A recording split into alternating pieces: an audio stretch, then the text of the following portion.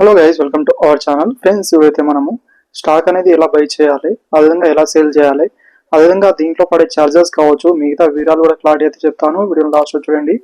Guys, ఇక్కడైతే మీకు ఎలాంటి స్టాక్ అయితే బై అనేది చేయమని నేను చెప్పట్లేదు. ఓన్లీ ఇక్కడ ఎడ్యుకేషన్ పర్పస్ కోసం మీకైతే ఇక్కడ చెప్తున్నాను. అదొకటి గమనించగలరు. వీడియో నచ్చితే లైక్, అదేవిధంగా సబ్స్క్రైబ్ చేసుకోండి. ఇక్కడైతే మీరు స్టాక్ అయితే బై చేసే ముందు అయితే ఇలా అయితే చూసుకోవచ్చు. నేనైతే సింపుల్ గా మీకైతే పేటిఎం మనీ యాప్ అయితే చూపిస్తున్నాను. అండ్ ఇక్కడ క్వాంటిటీ అయితే చూసుకోవాలి. స్టాక్ గురించి అయితే ఇక్కడ మిగతా కూడా చూసుకోవచ్చు. అండ్ మార్కెట్ ప్రైస్ ఎంత ఉందో ఇక్కడ చూసుకోవచ్చు. అదేవిధంగా మీరు ఎంతలో బై చేయాలనుకున్నారో అది కూడా కింద మీరు ఇక్కడ మార్కెట్ ఓపెనింగ్ మిగతా అని కూడా చూసుకోవచ్చు. అండ్ ఛార్జెస్ కూడా ఎంత పడుతుంది ఇక్కడ మీరు చూడొచ్చండి.